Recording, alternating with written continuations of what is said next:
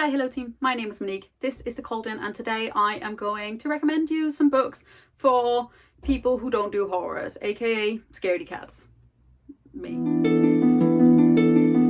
In case you weren't aware, this is BookWitch Recommends, my channel, where I recommend books and summarize them, usually quite badly, but I am trying to get better, so I'm going to start doing some more of these recommendation videos. So today, because we are in the middle of October, I know I'm surprised too, but also very excited, because in case you couldn't see, I really love pumpkins. Halloween and fall time are usually for people being like, ooh, thrillers, ooh, spooky stuff, yes to scary, and I am a big no to all of that. I like cozy, spoopy vibes. I like fall, I like walking in the woods, in the daytime, where there's crunchy leaves and beautiful lighting, not at night, not when people jump out at you and scare you, because I can't handle that, because I frightened so easily, it's not even funny. So I have picked some books for y'all that are like my recommendations for fall reading if you are a giant scaredy cat like me. So the thing is, I don't mind action. I love me some war fantasies. I don't mind murder and blood and that sort of thing. I don't like being creeped out. Just a little bit is like, okay. So 5 recommendations coming up for you that sort of fill out these categories. What ifs. They fill out something. They fill up my heart. Okay, let's go. So the first book on my list is a book that had quite a dividing opinion among the Booktube and Bookstagrammer people, and it is this baby. This is Wilder Girls by Rory, which is a body horror novel following 3 young women on this island school that has been basically like barricaded off from the rest of the world because a weird sickness suddenly erupted amongst these young girls that are mutating their bodies, and they are just sort of, they've been told to sit and wait and help will come, and suddenly it's like help is not really coming at all. And these 3 young girls, one of them being one of my absolute favorite, like young, and they're just sort of trying to find their way through friendship and relationships. So this is a female romance as well. It is not really about the romance, but it is about these relationships that these girls have to each other and have to themselves. And it is just beautifully written and at the same time scary, because we have these body horror elements and this sort of almost like dystopian feeling to this weird world where they're just trying their very best, but at the same time the world is against them. It's terrifying, and it's just, it's so good and so beautiful. Look at her face, look at her beautiful face. And I desperately want to read any other book that Rory Power has ever written, because she's just wonderful, and it gives me the good vibes in my soul, even as it hurts me. So the next book is a book that I've read years and years and years ago, and now I desperately want to reread it. I desperately want to reread it, and it is The Passage by Justin Cronin. This is a fat little baby. This is a zombie novel, okay, and we are following 3 different perspectives. We are following a young girl of 6 who is sort of like, we very early on get told that she's the most important person in the world, and we figure out vaguely why. We also follow an FBI agent, and we are following like this young scientist, and the world is basically ending. It's a zombie book. It's wonderful. It's so deeply sprawling and it's so weird, and these 3 characters come together in a way that I have yet to see really in a lot of other like books. I can't explain to you why I'm a scaredy cat, but I like zombie books, but I just do, because they're not as scary somehow. But yes, I highly recommend this one, The Passage, and then The 12, which is a book that has been on my TBR since I bought this one, because I think I accidentally bought The 12 first and then I had to buy this one. But basically it's just, it's so all-consuming. It is so strange and so good. Next up, we have a book that I never really thought I was going to read, because I was just a little bit like, yeah, okay, I don't know. And then there were suddenly people being like, oh, it's getting turned into a TV series, and we're talking like years ago. And I was like, oh, well, I better get reading it. But that's because I never got into Neil Gaiman. But this is American Gods by Neil Gaiman, which is just, I think, one of my favorite books of all time, and I can't explain exactly why. In it, the gods are real. Gods of mythology and gods of every different religion and continent there is in the world exists, but they are dying.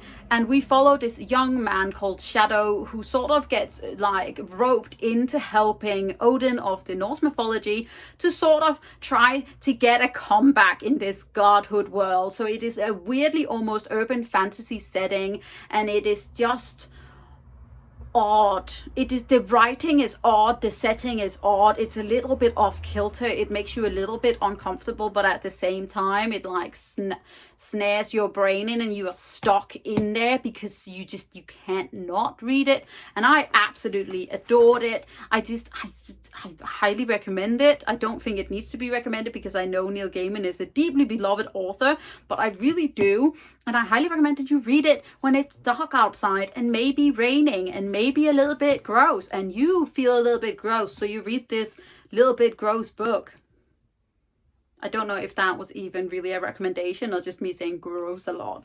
Next up, we have a more YA friendly book, and it's this little baby. This is House of Salt and Sorrow by Erin A. Craig, which is a fairy tale retelling of the 12 Dancing Princesses. The book follows in the same pattern. We mainly follow one young girl who basically lives in this cursed family in this island kingdom or island like dukedom.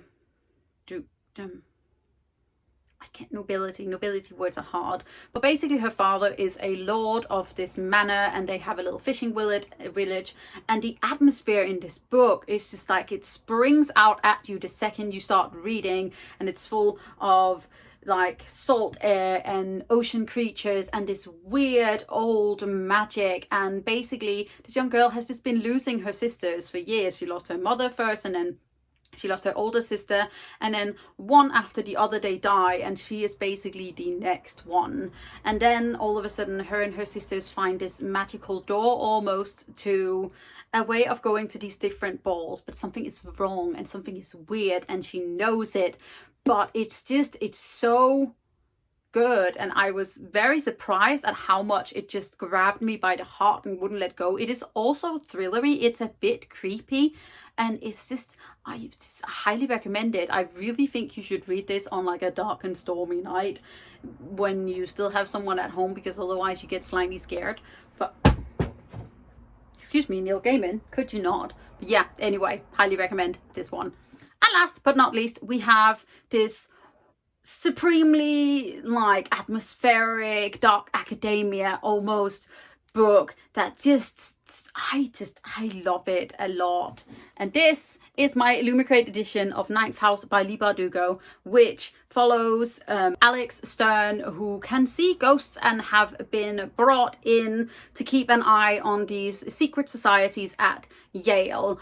And it is just spooky. It also has some intense like trigger warnings for sexual assault and creepiness and weirdness. And this was almost a book that I had to put down because I was like, I don't know if I can read this, but it is also full of the occult and the spooky and like beautiful writing, and just I want to know more about Alex, but I'm also scared to know more about Alex.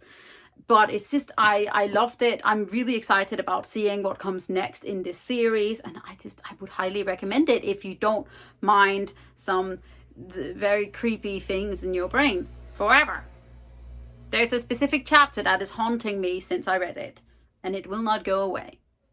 So this is my little recommendation stack for you for slightly scarier books, but not quite thriller scary, so they're not like murderers. I don't know how to explain these books. They're just atmospheric and good for fall and good for scaring you a little bit, but not so much that you can't sleep. And I would recommend all of these. But if you do have any sort of nice thrillery books, not death scaringly thrillery books, please leave them in the comments below. Otherwise, let me know what you think of any of these. And then if you did enjoy this video, I would greatly appreciate it if you would hit that thumbs up button, hit the subscribe button at the same time so you don't miss out on any other videos from me. You can also click the little bell, which will give you a notification when I put up a new video, which is regularly. And then I hope you're taking care of yourself. I hope you are drinking lots of coffee, wearing lots of sweaters, and just enjoying the fall while not being too scared. I'll see you really soon. I'm proud of you. You're doing great. Bye, team. Neil Gaiman, come back. I leave Bardugo. Neil Gaiman!